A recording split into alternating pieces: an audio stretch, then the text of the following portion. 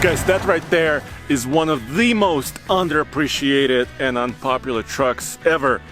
But it's also one of the most reliable and I think the coolest ones out there. Come along, I want to show it to you. It's a 2007 Toyota Sequoia 3-row full-size SUV. It's basically a Toyota Tundra truck, but in an SUV form.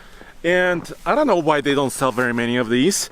I think they should be selling a lot more than they are.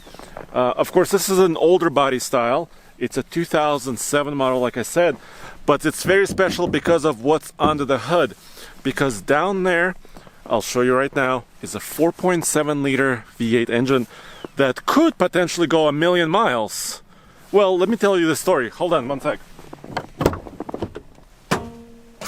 It was a couple years ago when our friend Tim Esterdahl actually found this story about a 2007 Tundra with a very similar engine, basically this engine, a 4.7 liter V8 I-Force. It has a code 2UZ-FE. It's very specific because they also had a 4.6 liter V8, almost very similar displacements, but this is the engine that's actually very significant because it's very reliable. This is a 2007 Tundra. It's one of the first trucks that came out of this plant with a 4.7 liter V8 engine in it. And he puts about 125,000 miles on a year. So in the time he's owned this truck, he put 1,000,000 miles. And after I heard that he had 1,000,000 miles on his truck, I asked our marketing group to purchase the truck because I want to tear it down.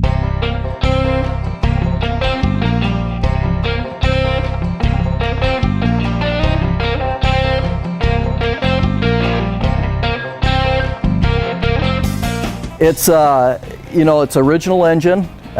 He's had only a little bit of repair done on it. At 770,000 miles, reverse went out on the truck. Okay. He's put an alternator and one water pump in this truck.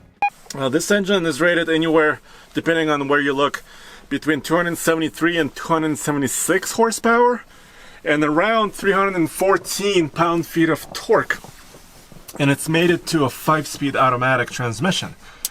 And in 2007, basically it was the only engine option, but very soon after that, they also introduced a 5.7 liter V8, which everybody knows and loves these days. And that V8, the big one, is under the hood of the current 2021 Sequoia. And of course, the Sequoia hasn't changed a heck of a lot. But yes, this engine and this Sequoia you see here has about 187,000 miles on it. 187. So it's just basically almost broken in. And basically not a lot of issues, although this one is 2-wheel drive and it's snowing in Colorado. But because it's such a heavy vehicle, it's kind of a tank and it's got a lot of weight over the rear axle, it's actually not too bad. This truck originally came from Georgia and it belongs to a friend of Case's. So yeah, and I wanted to show it to you because also it's a limited edition, which is kind of a more optioned version of the Sequoia though in those days. And look at this color. I think this color is also very, very special, very unique. Let me show you the interior. Actually, if you can you jump in the passenger seat? Because the interior is pretty special. Okay, so this was the era when everything had curves. If you remember, actually, the Ford F-150 and the Ford Expedition SUVs of that same era or just before then had very kind of curvy headlights, a lot of curves on the inside. Well, Toyota has something very similar. Which is what this is, but this is a limited edition truck, which means it has a sunroof, it has leather seats, but you see this design, yeah, it's kind of reminiscent of that era, very, very typical. And well, let me fire this up so you can hear the engine as well. Like I said, 187,000 miles.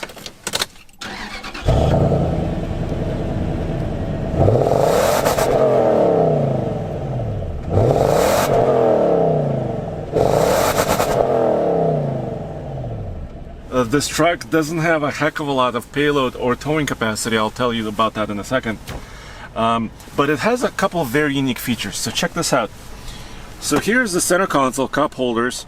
Because it's a two-wheel drive, this area is open. It's got these on the passenger side, both switches for heated seats. I'm not sure why, like, I don't have my heated seat control here and the passenger has one here. Not sure why that's the case. Look, then over here, it's the mirror controls. Yes, the mirrors are power adjustable, and everything, as far as I can tell for now, works. But that's also a very odd feature. As far as kind of usability of the truck, you have a traction control off button, which is giant. It's right here. Then your climate control system, CD player, tape deck. I mean, this is really, really high-end stuff. This kind of, obviously, it's being used to carry a lot of stuff, so we have a lot of stuff in the back seat. But it's this very roomy, very large, proper SUV. And you know what? In mid-2000s, when this truck was being sold, they only were selling about between 30,000 and about 35 or 40,000 of these a year. And then after 2008, 2009, after the recession, they started selling about 13,000 to 12,000 to 10,000 of these a year, almost 1,000 of these a month. And of course, there's also the Chevy Tahoe, the Chevy Suburban, other SUVs that are very popular in this segment that sell far more units than this. But with this bulletproof drivetrain and the Toyota reliability, I think the Sequoia doesn't get the recognition or the sales it deserves. Let's look in the back really quick, because it has a really cool rear hatch feature. This truck has something that some of these older Sequoias are known for. It's a broken latch. So yes, it's kind of costly to repair. When we used to do I Love My Ride Home Edition, where you guys were sending us videos over the last few months, I saw at least one other Sequoia and the owner complaining about this problem. But with the key, you can also actually very easily roll down this window. And as you can see, there's kind of a mattress here. So this is also kind of an overland vehicle, which is pretty fun, although it's not four-wheel drive. But it's also very sporty, if you notice this spoiler in the back.